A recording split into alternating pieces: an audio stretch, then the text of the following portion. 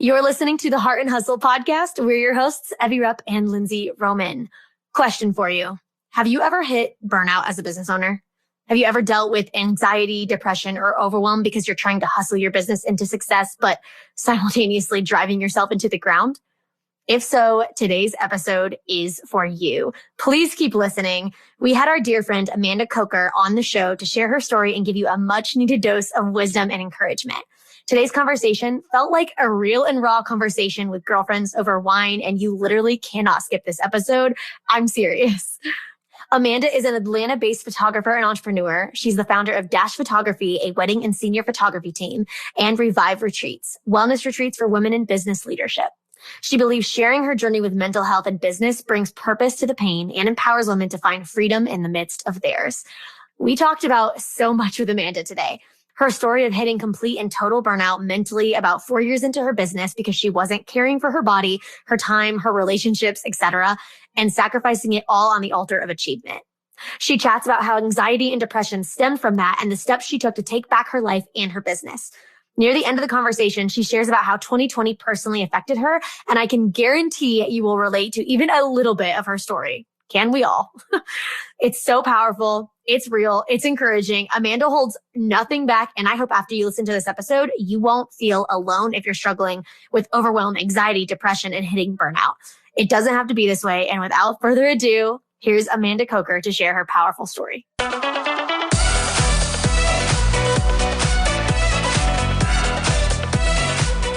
You're listening to the Heart and Hustle podcast with Evie Rupp and Lindsay Roman, two photographers turned entrepreneurs and founders of the Heart University. If you're a creative entrepreneur or a motivated dreamer wanting to make the most of your life, this podcast is for you.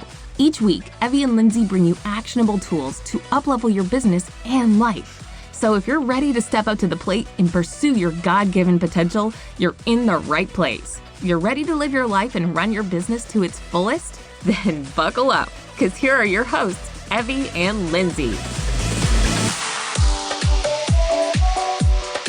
Amanda, we are so stoked to have you on the show. We literally love you so much. I feel like this conversation is going to be so fun and just like besties, girl chat, like real talk, grab a glass of wine. I feel like it's going to be so fun.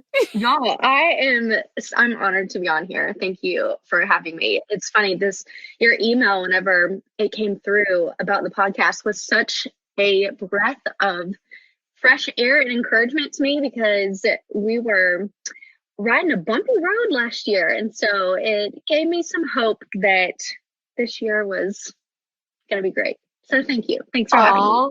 Well, it was our honor to have you on the show. So first of all, first off, before we even start to get into it, can you tell our audience how we know you and how we got connected with you?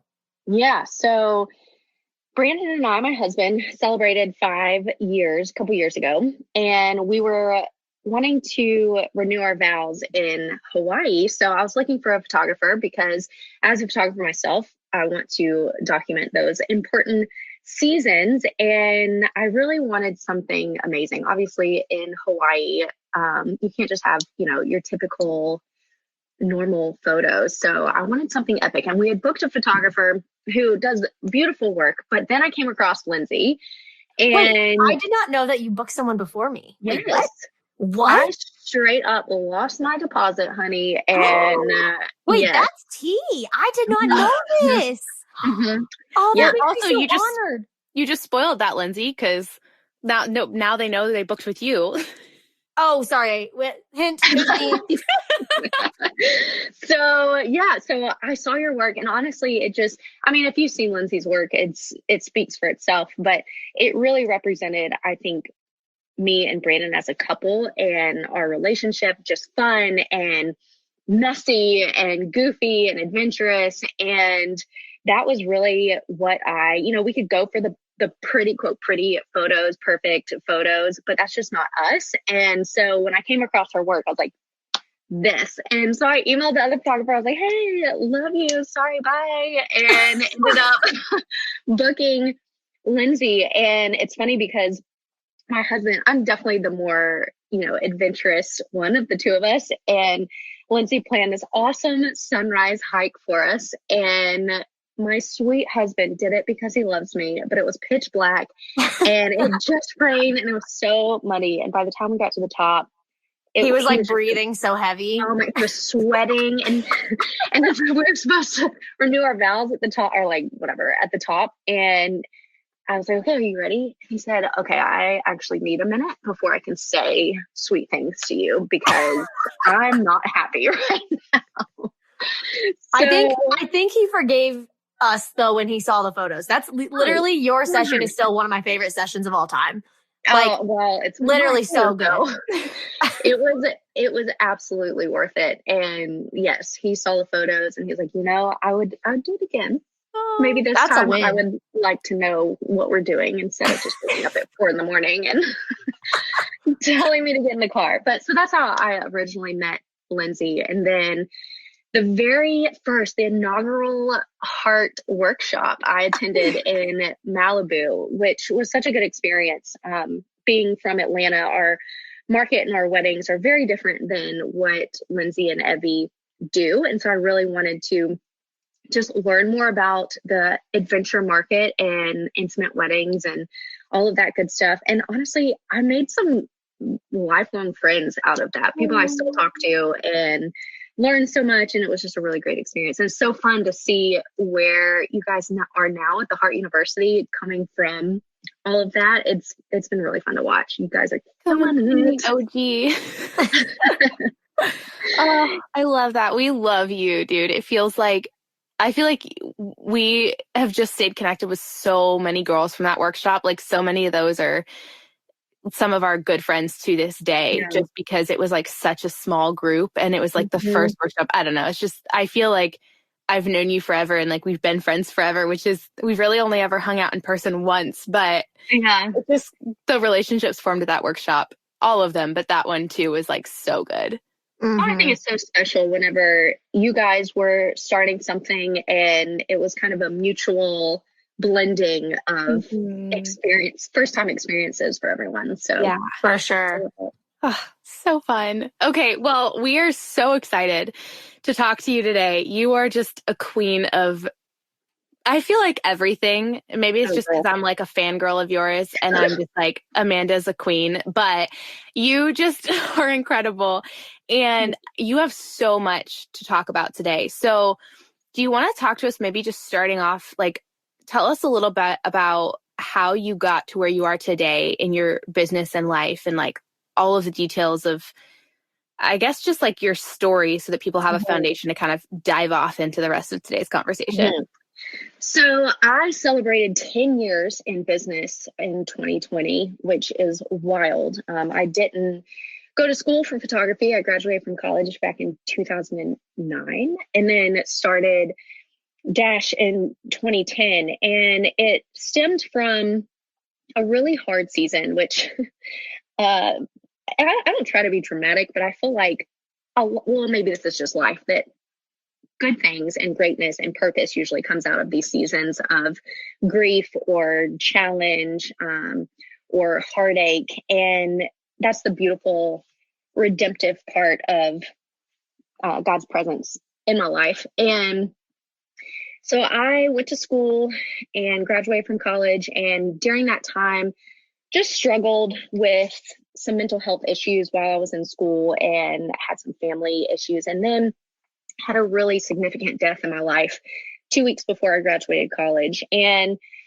that kind of sent me into a spiral of confusion and really, I wouldn't say had me questioning my faith, but it completely rocked my foundation as far as who I was and what I was supposed to do, and just this perfect picture of life that I had envisioned, even though my past had been far from perfect. So after that, I moved to Colorado just to get away, and it was my grieving period. It's where I went to escape on one hand, but also just find myself, if you will. And while I was out there, I had a little Canon Rebel and started taking photos of people snowboarding. We went to the X Games and took photos there and really fell in love with sports photography, which I was an athlete growing up. So it just made sense that was, that those two connected.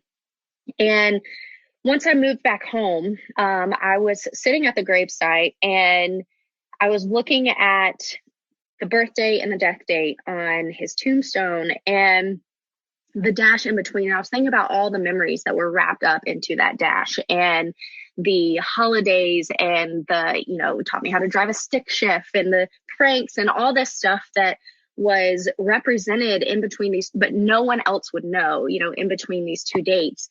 And it just settled on me that I didn't know how or what it would look like, but I knew that I was supposed to be a part of capturing people's dashes. And that kind of tagline, if you will, was really what resonated with me and kind of gave me purpose. And I was like, okay, I don't know what this is going to look like, but there is purpose in this pain. And I got it right here in a cemetery, And so that kind of kickstarted my journey in photography. And it's funny because I started photography shooting MMA fights, pro MMA fights, which is really random. But yeah. Interesting industry for sure. But I was this, cute little 22-year-old at the side of the ring of these guys beating each other up. But honestly, it taught me so much. And I like to say there's a lot different between that and weddings because there's more similarities than you think. But but that's really kind of what started. And then I realized this maybe not the industry that I want to be in. And Groupon, this totally ages me, but Groupon just started. And I had a friend back home and I said, hey, I'm really interested in doing some sort of mentorship or, apprenticeship or whatever. Do you know anybody?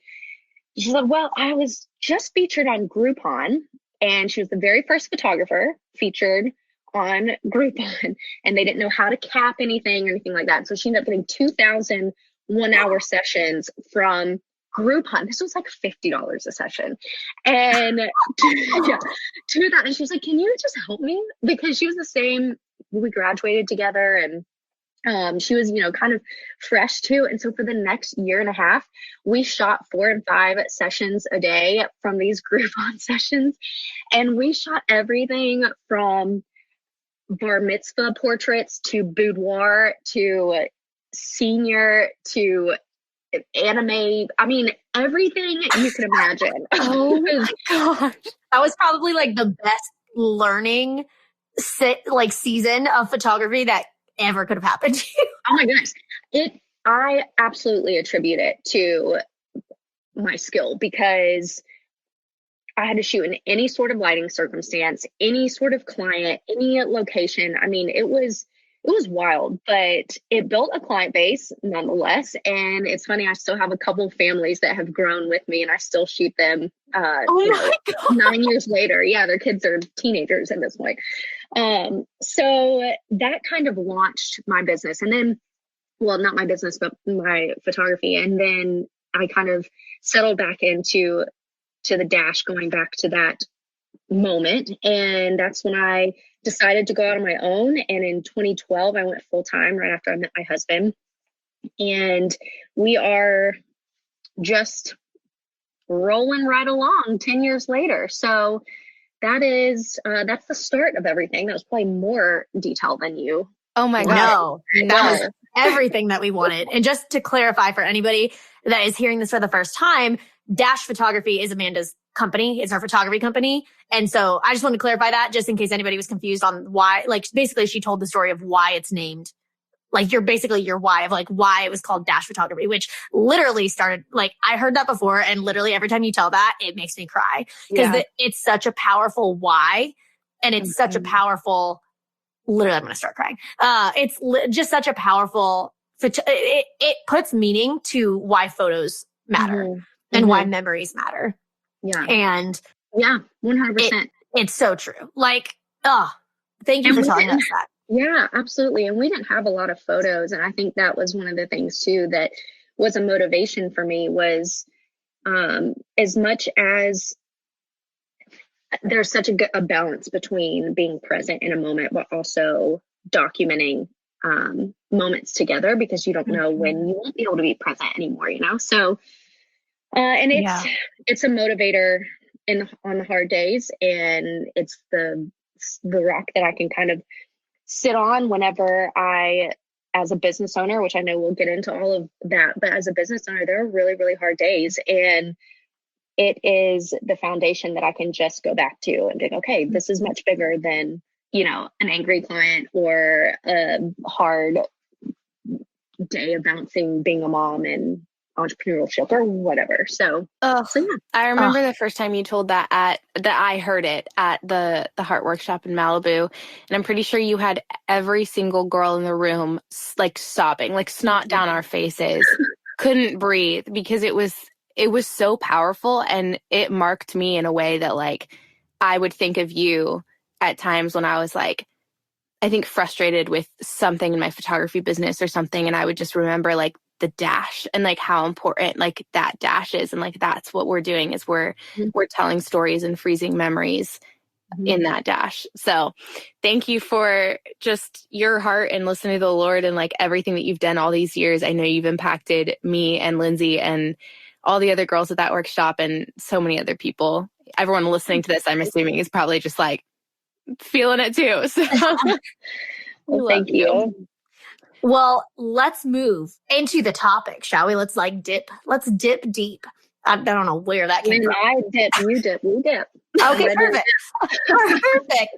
Well, Amanda, we wanted to have you on the show to really talk about anxiety, depression, overwhelm, all the things that entrepreneurs struggle with that I think is not talked about enough. I mean, mental health in general, I don't think is talked about enough, but I think especially as an entrepreneur, you get so wrapped up in your head. You get so consumed with the hustle and with success and with like reaching your goals that so much just falls to the wayside.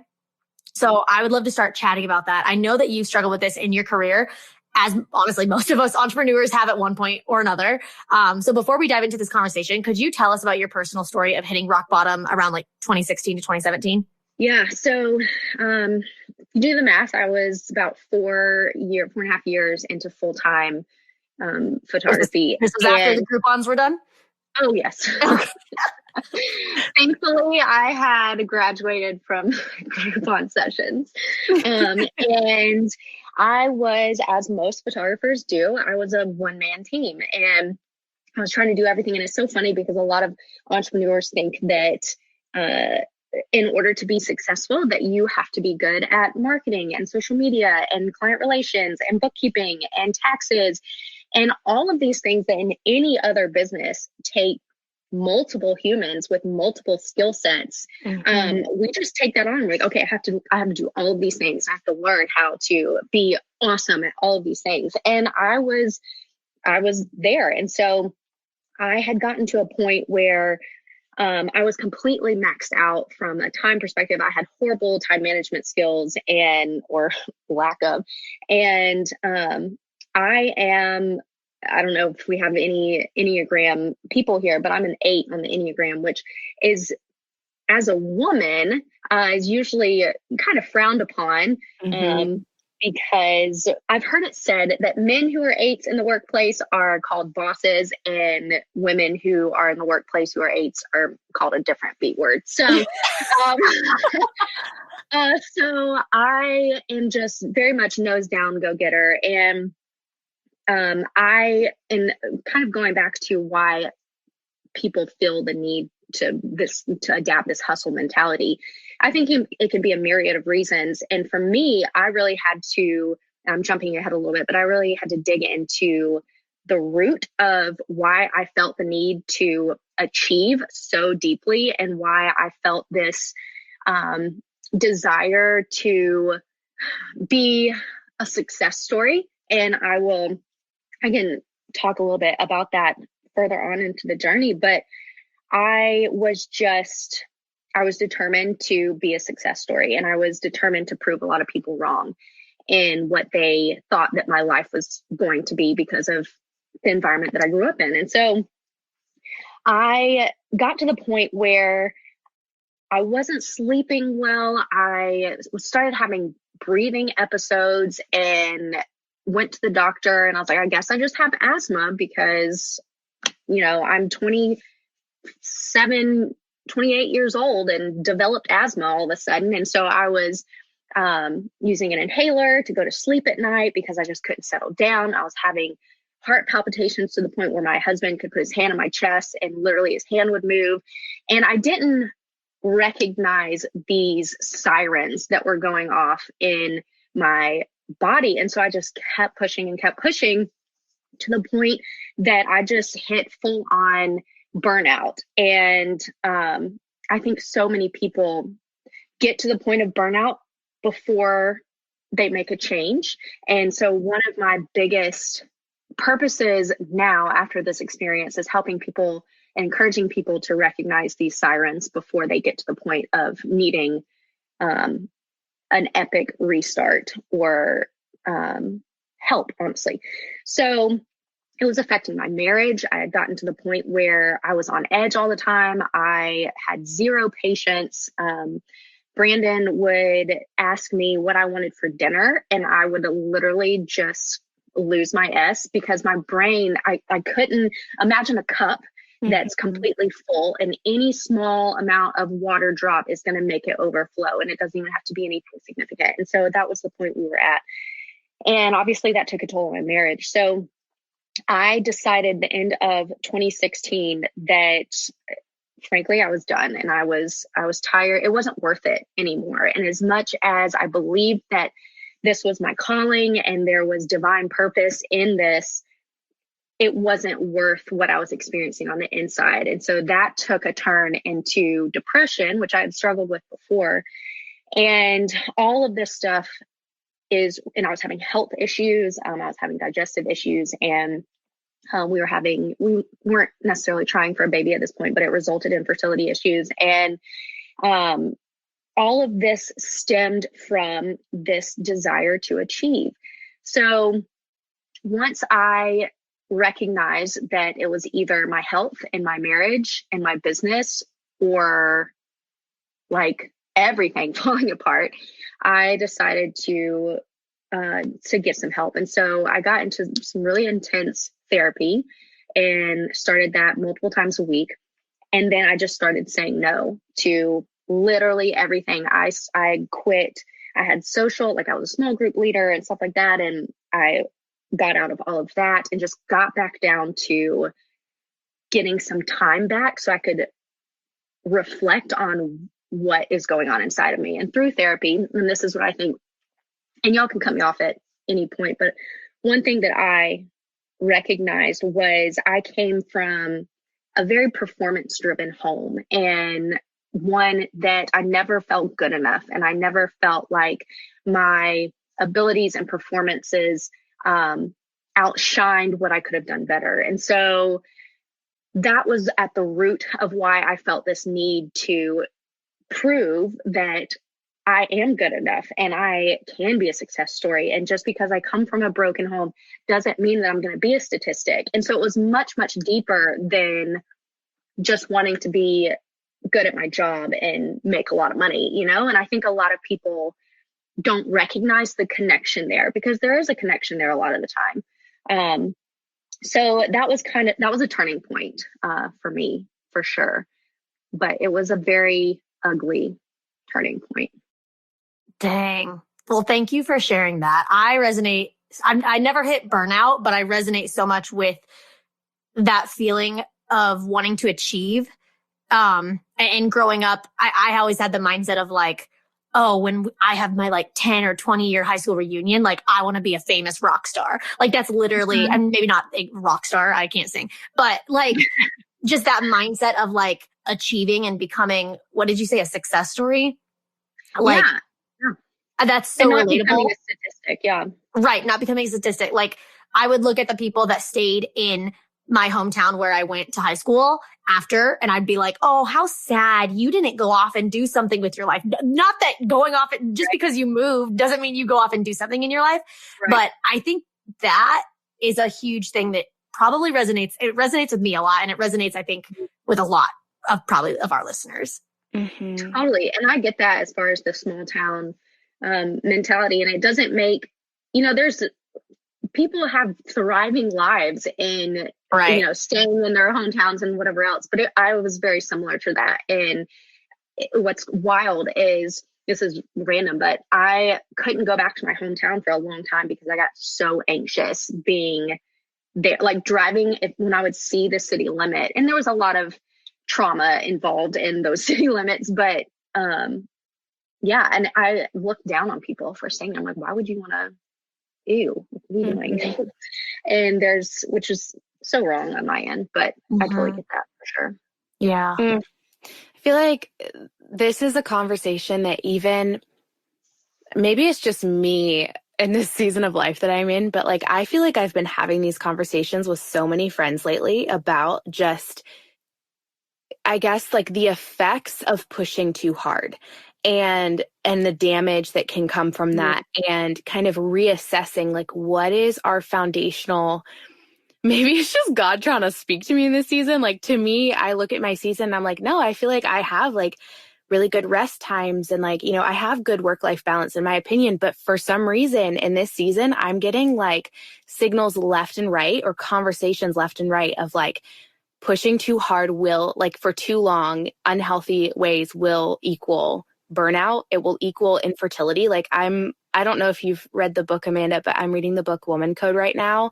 And I'm just shocked at just how our lifestyle choices, and like as an entrepreneur, not eating during our work days because we're so busy, like that literally destroys our body, which can equal infertility and equal like just all these other health issues. And I don't know why, I just feel like it's hitting me in a season where I feel like I have balance. And I don't know if it's just like a warning for the future, or if it's like, no, you need to assess. But I feel like so many people can probably relate to this, whether they've hit that burnout point or they're more like me where they think they're okay. But I'm just reassessing this whole season. I feel like, okay, am I actually doing good? How, do I need to change anything? And I think, in my opinion, that's a healthy perspective to have, whether you think you're in danger or not, to at least be aware of the dangers. And I think most people aren't aware of the dangers. So having this conversation, I think, whether the person listening to this feels like they've hit burnout or they're close to burnout, like pay attention. Like that's the thing that I'm learning in this season is like, no, be aware of what can happen and the side effects of, pushing too hard. Absolutely. And I think that, it's a lot like getting the oil changed in your car. Your car can go a while and it can keep on trucking. You don't change the oil like you should, but eventually your engine's going to blow. And I think this is very similar just to our overall health. And it's funny you mentioned Woman Code, because that was a book that I read during that season.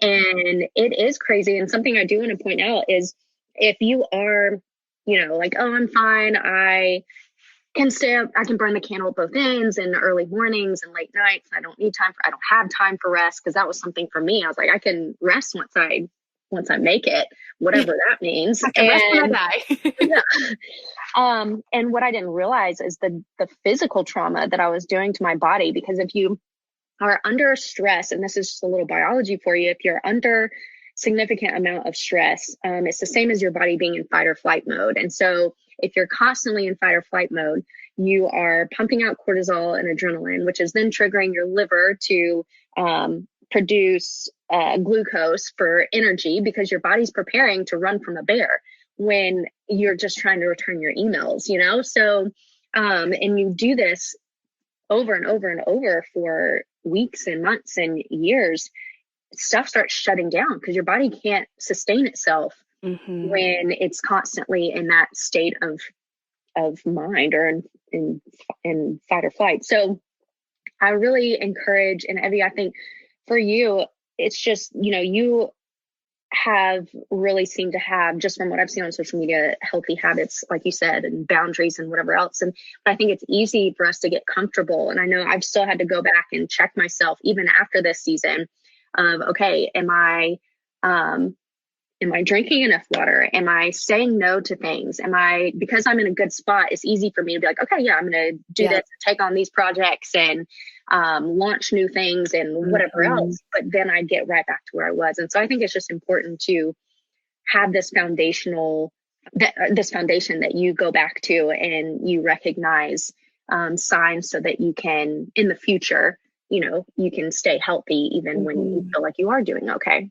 Yeah. Mm. I think it's easy too for people. I was talking to one of my good friends who's had some hard stories with like infertility and miscarriages and stuff. And we were discussing, and I was telling her I was getting my hormones checked and that my adrenals look good and that my thyroid looks good. I have some hormonal imbalances, but those two like key things look good. And she was like, okay, just be aware though that like your adrenals can last under stress for a while. So just keep an eye on your stress levels, keep an eye on your adrenals, like that type of thing it was a good reminder to be like, okay, just because I've tested those now and they look okay now, doesn't mean that I still don't have to be very careful that I'm like taking care of my adrenals and avoiding like burnout of my body or my, my mind. And Landon said stuff a couple of times where, I even sat down with him, Lindsay and I had this big planning meeting for the heart and for like this year and like set out this big like plans and all these to-dos. And I sat down with Landon and like kind of went over my schedule with him, and it was just like packed for most of the spring.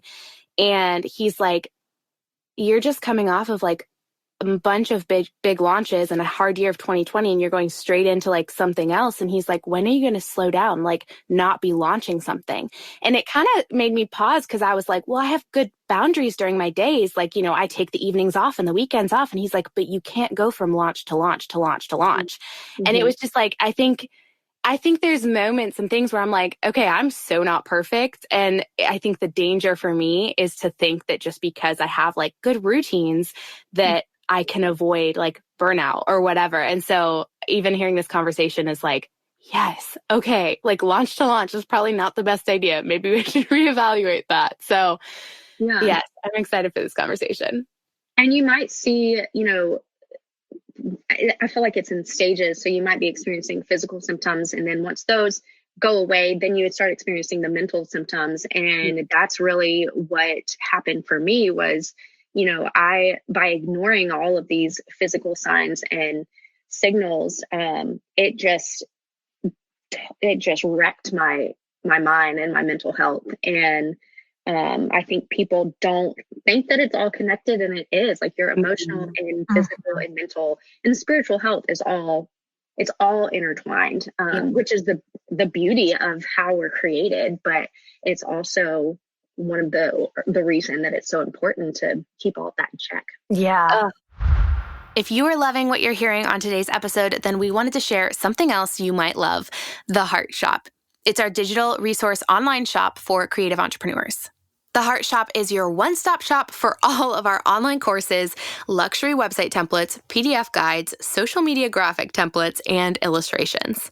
If you've been at your wit's end with your website design and you don't know where the heck to create a high-quality pricing or welcome guide to give your clients an incredible branded first impression, ooh, we got you. We created the Heart Shop to serve you with the best tools and resources you need to successfully run your business. Just head to theheartuniversity.com/shop and start browsing the goods. That's theheartuniversity.com/shop, and we'll see you there. Did you know that the number one type of post that does the best on the gram is photos of yourself? And it's not just Instagram. Sharing photos of you on social media, your blog, your website, etc., instantly creates connection with your ideal client. And if you own a business or market products or services online, you need to have regular content photos of yourself, period. But I'm going to take a wild stab in the dark and guess that you struggle with sharing photos of yourself, right? You probably should be posting yourself more, but you struggle feeling confident in doing that because you don't know the first thing about how to take content photos of yourself. Ones that leave you feeling confident and help your ideal client relate and connect with you. If you've been nodding your head to all of that, like, yup, Lindsay, Evie, that's me, I need help, then we have the solution to your problem. And that's introducing the Content Photo Miner. Yes. In this mini course, we take you step by step through conceptualizing, planning, and styling a content photo shoot all the way to the final product of posing and actually taking those photos of yourself for your brand and your business. We teach you how to plan, style outfits, scout locations, get good light and color match for your outfits, how to do self-portraits of yourself with a tripod, and posing tips to know in order to get content photos that feel authentic to who you are and connect with your audience. Now, to grab this mini course, go to theheartuniversity.com/content-miner. If you've been holding off on sharing you with your audience because you just don't know how to get started, we got you covered. One more time, that's theheartuniversity.com/content-minor. Well, Amanda, why do you think that we do this to ourselves? I mean, we've been kind of talking about this as just like that hustle mentality, or even I think as entrepreneurs who love our jobs, which I think that's where Evie's coming from, of like, oh yeah, I want to do this, like launch to launch to launch, because it's fun, because we genuinely love our jobs. And I think that's the tricky part of entrepreneurship about why this happens. And this happens to every single person probably that is in any industry. It doesn't matter. They're not just entrepreneurs, but I think you tend to see it so much in the entrepreneur space of like, we prioritize work and hustle over basic human necessities like sleep, food, and our mental health, because I don't know why. Do you have thoughts on that of like, what is it that we're trying to, I mean, you kind of said earlier achievement a little bit. Yeah. I mean, I really think it could be so much, but if you think about it as an entrepreneur, especially in today's world, possibilities are endless. I mean, you can be and do and whatever you want to be and do. I mean, the fact that we just hired a social media manager who's getting her master's in social media management and marketing. Like, you go to school to learn how to use Instagram. And so like, that's wild to me. And so I think that everything is, there's just endless possibility. And so it's like drinking from a fire hose, when before social media and before, when it was just you go to be a plumber or a teacher or whatever. And that was kind of the extent of career choices. It was, manageable, but now it's like, you can be whatever you want to be, and we're taking it all in. And so there's this pressure to achieve quickly and to achieve a lot quickly. And I think too, it's crazy to me how young people are now who are starting businesses and who are succeeding in the business world. And because just creativity is rampant, and which is beautiful and amazing, but the pressure that comes along with that, and then seeing how people are seemingly, achieving on social media and whatever else, there's the pressure to keep up. And if you aren't at this level at this point, then you are failing or what. And so I feel like there's just all of this noise that we feel as entrepreneurs that probably contributes to that, and the desire to be like, okay, well, this is clearly what they're having to do if they're this successful, so that's what I have to do. When in reality, there are other people on their team or whatever, coaches. There's so much that goes into a successful business that one person can't do. And I think people don't see that. And I think people just see a face of a brand or of a business, and they see how well it's doing. And so they just assume that they have to do all of the things too. They think like that person's doing like all of it. Yeah. Right. And because I felt that way. And so, and the way that I kind of just approach telling my story and being open and honest about stuff is if I felt this, surely there's someone else that has felt this too. And for me, I felt this pressure of, okay, I have to do and be, and this is the steps it takes to be successful. So I was like, okay, well, I mean, if other people aren't sleeping and aren't eating right and aren't, hanging out with friends because my relationship suffered, I had no social life. That's just what you have to do to be successful. And that led me to the point where maybe I'm not cut out for this, because I can't sustain life this way. So maybe I'm not supposed to be successful. Maybe I'm not supposed to succeed at this career. And it took that love out of it for me. And I think a lot of people quit whatever they're doing, pursuing their dream, because it's not manageable when they're not given the tools to learn how to manage it in a thriving way. So, yeah, I think amen to literally all of that. And to add on to it, I feel like something that I've noticed in like this season of just kind of, I feel like getting a wake up call to all of this. I've noticed it's also being unaware, or like ignorant sounds very harsh, but it's it's not having the knowledge of how that lifestyle will affect you. Mm-hmm. And I think for me, like, I have not eaten well, and I've been honest about this on like social media and stuff. My eating habits are just all over the place. Like, some days I'll have 1 meal a day. Some days I'll have 3. Like, it just kind of, it varies, but it's not uncommon for me to have 1 to 2 meals a day.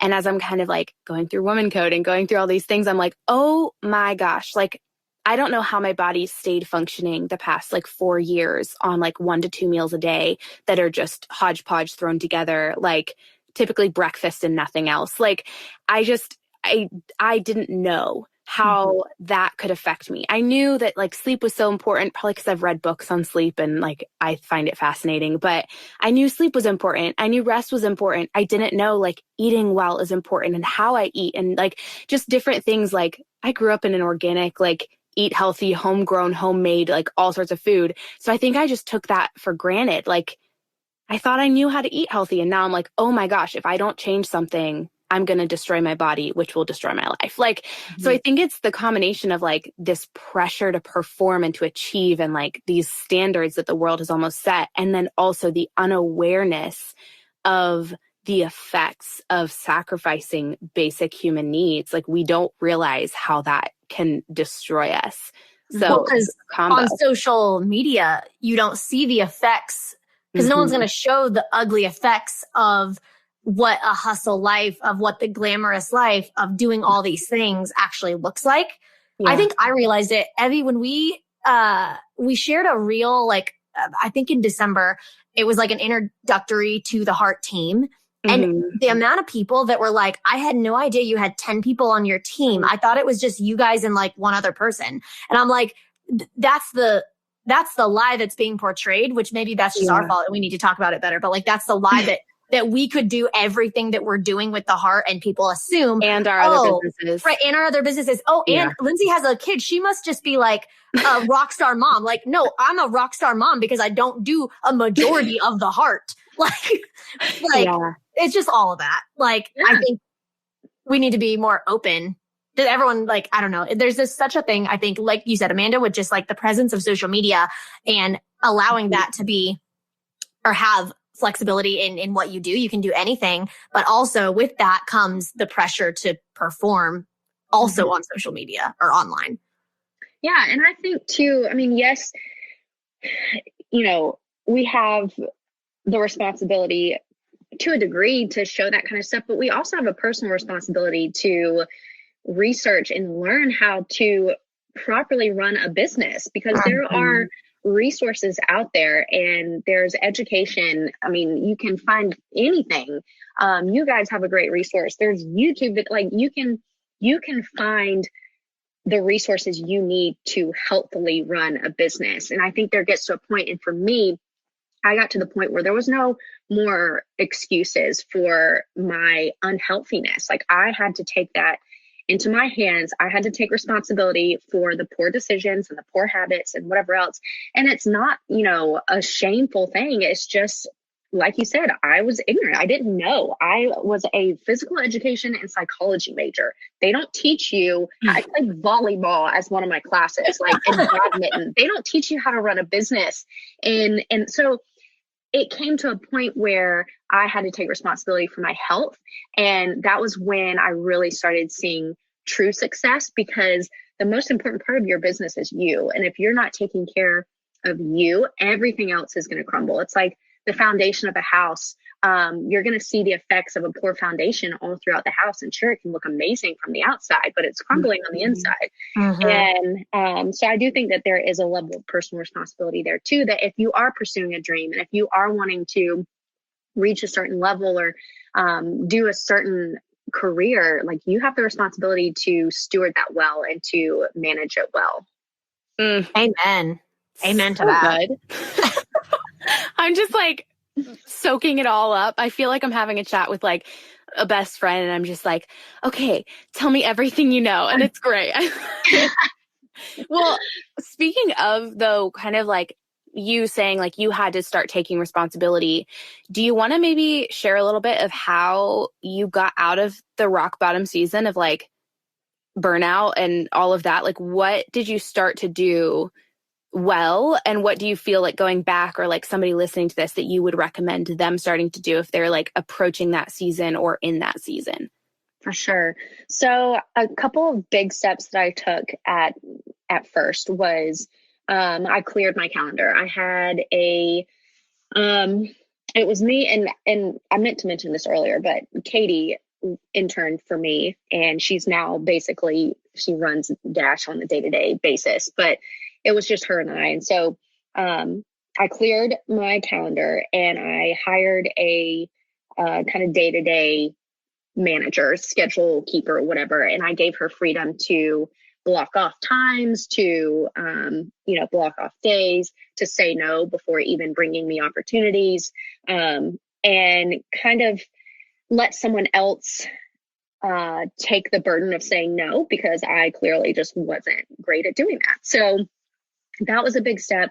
Like I said, I got into therapy, which isn't for everyone, but that's another thing that I feel like is like getting your oil changed, even if you don't feel like, and there's such a stigma, which this is just another conversation for another time, but there's such a stigma around therapy and counseling that you have to be broken in order to need it. And there's just so much shame wrapped around in that, when it's the most freeing thing. And I can't encourage people enough to, even if you don't feel like you have a need or whatever, just to have someone to talk to and a sounding board and someone who can ask hard questions and kind of guide you into this, these sessions of self-discovery, and not in any sort of woo-woo way, but just like, why do I do what I do?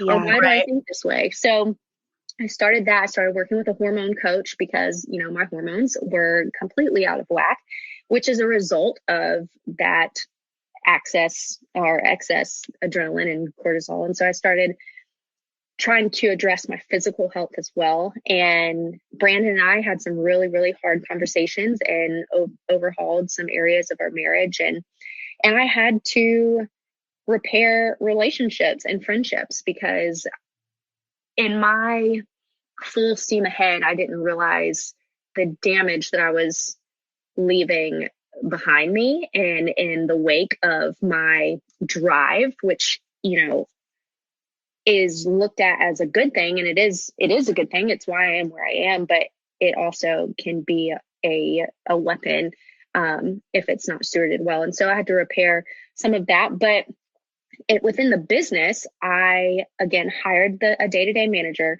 I was already outsourcing bookkeeping or I guess taxes, but I hired a bookkeeper to handle like the day-to-day stuff, and really just figured out, what in my business do I need to offload and outsource so that I can do what I'm good at really well. And, if you're trying to juggle 14 plates and you're only skilled to juggle 3, all 14 are going to be a mess if you're trying to do it at the same time. So one thing that a mentor of mine said was to hire to your weaknesses. And so I really just was like, okay, what do I hate doing? Or what am I not good at doing? And who will thrive in this area? And it's really hard to let go of that control initially. If anyone is like me, a control issue is a big part of entrepreneurship, because it's your baby. It's what you put blood, sweat, and tears into. And so trusting someone else to step in and do it to the caliber that you would is really hard. And so there was a lot of mental shifts that took place of, this might not get done the way that I would have done it, but it's getting done, and this person is doing it well their way. I'm okay with that, and I have to be okay with that. And so the business began to grow because of that, because you're bringing more people on. And so I'm start just dishing out stuff. I'm like, you get a job, and you get a job, and you get a job. and that, the financial side of it can be intimidating, because, you're trying to bring in as much profit as possible, which isn't a lot at the beginning. And so the idea of giving that to someone else is, you don't want to. And I think that's a big reason why a lot of people don't hire out. But that was one of the biggest things for me, was offloading within my business so that I could get time back, and which is the most valuable thing that you have. And you can't put a price tag on that. So, and my coach told me that the only way that a business is going to grow upwards vertically is growing horizontally. And so that has been, that's been a big part of Dash since all of this was growing our team. And we have a team of 6 now, which is, it's beautiful. I mean, it's beautiful. And we've reached, milestones in every area farther than I could have ever imagined doing it on my own. So, it's worth it. And I definitely encourage people, bite the bullet. You will see the return tenfold, if you invest wisely. I just read a book recently that called it Elevating and Delegating. Because if you think of like the CEO of a company, they're not doing they're like the visionary. They're like running everybody, but they're not actually doing all the tasks. So it's like every time you hire someone, it's almost like you're giving your own self a raise and you're elevating yourself to more of the position of like the CEO in the company. And then now that you're no longer doing those tasks, it's like, okay, now you have to hire someone to fill out like that job description. And I think that was a really good picture. You can serve people better that way too, because if you are trying to do everything, there's no way that you're serving clients the way that you need to be serving clients. And so it also elevates your client experience too, because people can give them the attention that they need. It's so good. Okay. Well, Amanda, do you want to touch on maybe a little bit of like 2020? Because I know a lot of people listening to this are probably like feeling what you're talking about, especially coming out of just such a unprecedented year that 2020 was. Do you want to maybe share a little bit of like, how did that year affect you mentally as like a business owner and personally as well? What did you do about it? What would you have to say to somebody listening to this who is feeling like maybe teetering on the edge of burnout coming off of that year and just nothing, like empty, I guess, nothing left inside, or like the cup is full, whatever you like analogy you want to say, just kind of speaking to that person? So it's funny. It was 2020 started in such a beautifully ironic way. So I started Revive Retreats from this experience that we have been talking about. And I basically wanted to create an experience and a retreat that I needed during this season. So we launched at the end of 2019, and our first trip was in Puerto Rico in January. And it was just immeasurably more than I could have planned, and such a sweet time that these women so Revive, their wellness retreats for women in business. And it's basically a time for you to come and unplug and recharge, but also learn boundaries and learn these healthy work habits and kind of, delve into areas of your business that you need to let go of, but also just a time to chat with other women who are in the same situation as you, and bounce ideas off of each other and just, take a nap. You want to take a nap or sit at the beach or whatever. And so our first trip was 2020, and that's how it started. And we had 9 women that came from all areas of work. And the stories that have come out of that retreat have been, it will be a pillar. It's a pillar in my faith that I will look back on and know when hard times come that there is beauty from ashes and there's purpose in pain, because it was such a beautiful time together. And the stories that have come from that, there's been major life change that's happened. And so it was funny that that's how 2020 started, because a month or 2 months later, the world went to crap. And Hell in a handbasket is what my Southern thought was. Yes, from Atlanta, so I thought I'd throw that in there. Right. I appreciate that. So it's it was just, yeah. So anyway, and I also found out I was pregnant right with my first child, right before, literally the night before I flew down to Puerto Rico for this retreat. Oh my gosh. It started out in just this beautifully amazing, just the peak, the pinnacle was January 2020. And then we just got pushed off the mountain. And so when all of the pandemic stuff happened, obviously everyone has, felt the effects of that. And my husband's a musician, so he's in live events as well. And so we both just saw a complete halt in work. And because it was so unknown and such an unknown time, people broke out and they just didn't know how to handle it. And so I had several team members that they realize the risk that you take as a entrepreneur and as someone who's self-employed. There's no, cushion to fall back on if things take a turn. And so they recognized that, and it spooked them. And one by one, people started piecing out. And this was, April, all of our work had stopped. And kind of the straw that broke the camel's back was Katie, who had been my right hand, came to me and she was like, I think that it's time that I go out on my own. And it really caught me off guard, to say the least, because she was the one person that I had absolutely no doubt in my mind was going to be with me forever. And so I remember sitting in the bathtub and, I was 4 or 5 months pregnant at this point, and just crying and questioning so much and praying and asking God, is this was I holding this too tightly? Was this too much of, an idol in my life? Was I putting this before, why are you taking this away from me? Because I have worked so hard and we were projected to have the best year yet. And just, I was on such a high coming into it.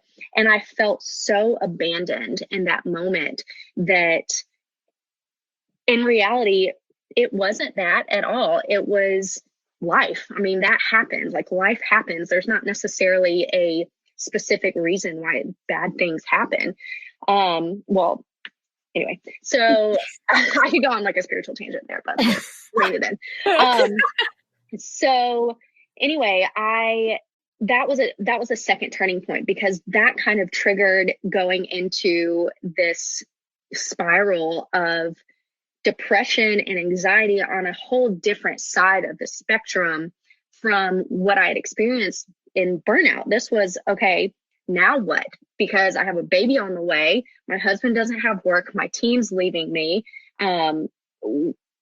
Literally everything disappeared. And so I think and obviously a lot of people experience that to some degree, just because unknown there's so much fear in unknown. And, so I think for me, the biggest thing was, okay, yes, all of this can be taken away, but I started from the bottom and I can start from the bottom again and rebuild. And so that's what 2021 has really been for us. And I left her on a cliffhanger. Katie did not leave. I was able to rein her back in, but we had a lot of internal work that needed to be done that I didn't realize needed to be done. And a pandemic was the only thing that could have revealed that. And I have no doubt now that we will be that much stronger, because we had to strip everything down and get back to, we had to do surgery on ourselves, and it would have taken a toll on our client. It already was taking a toll on our client experience and whatever else, because we didn't have our ducks in a row, as a business. Mm-hmm. And then obviously we ended the year with the birth of my son. And so it was such a roller coaster of a year, but it was so magical in so many ways. And I'm so thankful for it, because looking back, I never, ever, ever, ever would want to go through it again, but I'm so thankful for the lessons that it taught. And so if I could tell anyone anything, it would be a lot of times we want to know why, and we want to find the why in a certain situation. And sometimes you're not going to get that for a really long time. And that's what the season in 2016 reminded me, is I didn't see kind of the fruit of that until 2020, until January of 2020 at the retreat. And so who knows when I'll see the fruit of the work that we put in 2020. And it doesn't mean that it wasn't valuable or necessary.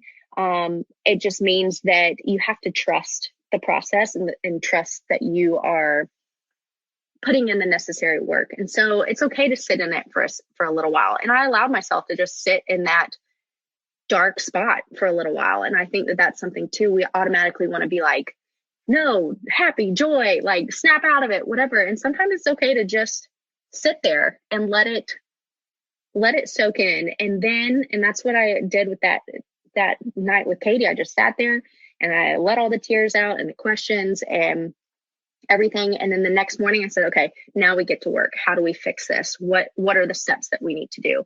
And I think that's just an important part of my self-care routine, is having grace for myself and knowing that I don't have to fix a problem right in the moment. I can sit in the suck and then, and sleep in the suck and then get up the next day and do something about it. Yeah. Oh, so good, Amanda. I know that resonated. I mean, everyone experienced 2020 differently, but yet also the same, strangely. Like, it's the one event that the entire world has like a common ground on. And I know so many people just resonated with any part of that story. Like I did, I know Evie did, but like in different ways. And just thank you for sharing that. And I just love the lesson of like almost looking back and being like, hey, let's learn from the mistakes, or not even the mistakes, just learn from what happened and move forward stronger and better. The other question that is also like a what would you give the advice kind of question. Just like kind of wrapping up this interview, what would you say to the woman out there struggling with depression, anxiety, overwhelm, just all of it? And if that person listening is going through that right now, like if they're in your 2016, what do you have to say to her? First of all, I'm sorry. I'm sorry because it's a really dark place to be, and it's a scary place to be, and it's a lonely place to be.